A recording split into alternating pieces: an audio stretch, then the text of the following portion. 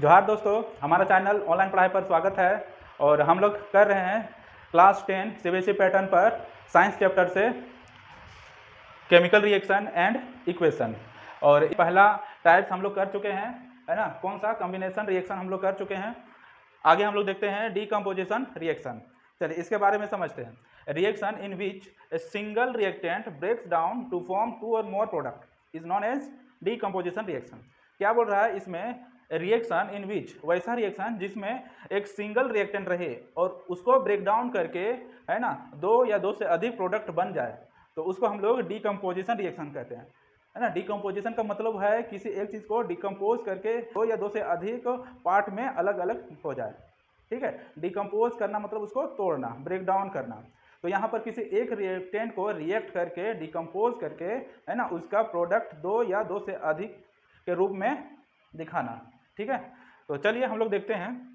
जैसे example thermal decomposition. Thermal का मतलब होता है हीट, है ना। हीट या फिर टेम्परेचर भी बोल सकते हैं। थर्मल मतलब हीट या टेम्परेचर। तो टेम्परेचर के द्वारा या हीट के द्वारा जो डिकम्पोजिशन होता है उसको थर्मल डिकम्पोजिशन कहेंगे। जैसे यहाँ पर देख सकते हैं कैल्शियम कार्बोनेट। कैल्शियम कार्बोनेट को लाइम स्टोन भी कहा जाता है ना। ये सब चीज़ भी ध्यान में रखना है। इसको हम लोग लाइम स्टोन बोला जाता है। लाइम स्टोन, चूना पत्थर जिसको बोलते हैं। लाइम स्टोन, जिसको चूना पत्थर भी बोला जाता है। इसको अगर हीट दे देते हैं, कैल्शियम कार्बोनेट को हीट देंगे तो ये रिएक्ट होके कैल्शियम ऑक्साइड बनेगा और वाटर बनेगा। ठीक है, कैल्शियम ऑक्साइड और वाटर। आगे देखते हैं ये फेरस सल्फेट या फिर आयरन सल्फेट। जब इसमें हीट देंगे तो फेरिक ऑक्साइड बनेगा, है ना, सल्फर डाइऑक्साइड बनेगा और सल्फर ट्राइऑक्साइड बनेगा। ठीक है, तो यहाँ पर एक ही रिएक्टेंट में अगर हीट दे दिए तो ये 3 प्रोडक्ट हमारा आ रहा है। तो एक ही रिएक्टेंट से ब्रेक डाउन होके डिकम्पोज होके यहाँ पर 3 प्रोडक्ट दे रहा है, इसलिए इसको डीकम्पोजिशन रिएक्शन कहते हैं। ठीक है, तो यहाँ पर देख सकते हैं फेरस सल्फेट को फेरिक ऑक्साइड में चेंज कर दिया, सल्फर डाइऑक्साइड में चेंज कर दिया और ये सल्फर ट्राइऑक्साइड में चेंज कर दिया। आगे देखते हैं लीड नाइट्रेट।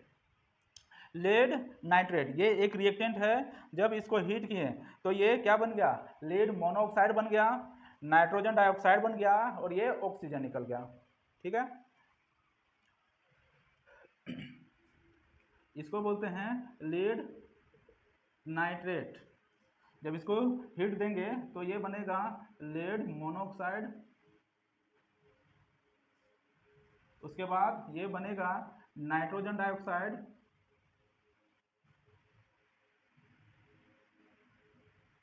और ये ऑक्सीजन।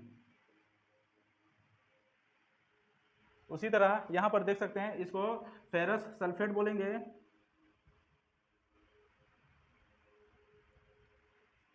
जब इसको हीट देंगे तो ये फेरिक ऑक्साइड बनेगा plus sulphur dioxide plus sulphur trioxide.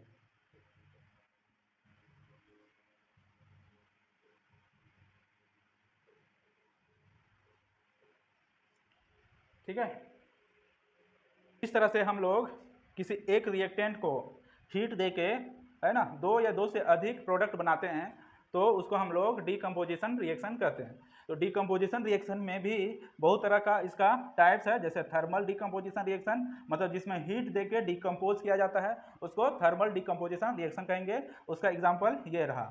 ठीक है, चलिए डीकम्पोजिशन रिएक्शन में अगला एग्जाम्पल देखते हैं इलेक्ट्रोलाइसिस, है ना। यानी कि इलेक्ट्रिसिटी यानी करंट दे के किस तरह से एक रिएक्टेंट को ब्रेक डाउन करके यानी डिकम्पोज करके उसका प्रोडक्ट निकालते हैं, है ना। इलेक्ट्रोलाइसिस यानी करंट देके इलेक्ट्रिसिटी देके इसको ब्रेक डाउन किया जाता है यानी इसका डिकम्पोज किया जाता है। जैसे यहाँ पर H2O वाटर है, जब इसमें करंट देंगे तो ये हाइड्रोजन और ऑक्सीजन के रूप में अलग हो जाएगा। उसी तरह यहाँ पर सोडियम क्लोराइड है। अगर इसमें करंट दे देते हैं तो ये सोडियम अलग हो जाता है और क्लोरीन अलग हो जाता है, यानी 2 प्रोडक्ट निकल जाता है। ठीक है, और इसमें हम लोग बैलेंस कर सकते हैं। जैसे यहाँ H2O है, यहाँ पर ऑक्सीजन 2 है, यहाँ पर 1 ही, यहाँ पर 2 लगा देते हैं तो यहाँ पर भी 2 हो जाएगा। उसी तरह यहाँ पर क्लोरीन 2 है तो यहाँ पर 2 लगा देते हैं और ये 2। तो इस तरह से आइटम भी हम लोग का इक्वल हो गया, बैलेंस हो गया।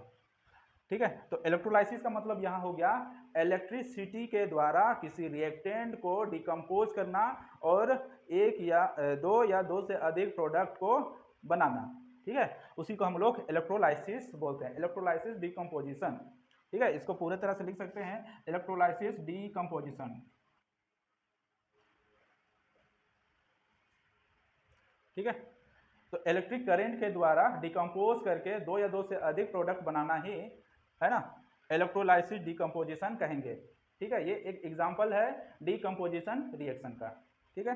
डिकम्पोजिशन रिएक्शन में एक और एग्जांपल हम लोग देखेंगे फोटोकेमिकल रिएक्शन, ठीक है, या फोटोकेमिकल डिकम्पोजिशन रिएक्शन या फिर फोटोलाइसिस। चलिए इसको देखते हैं।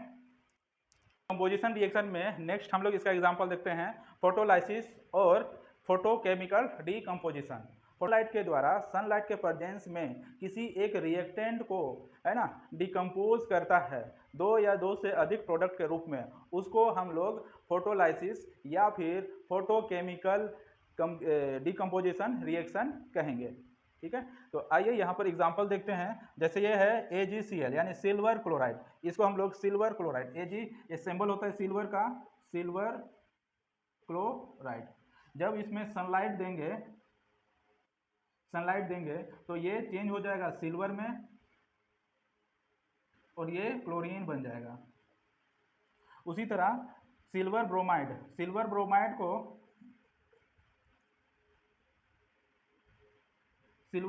को सनलाइट के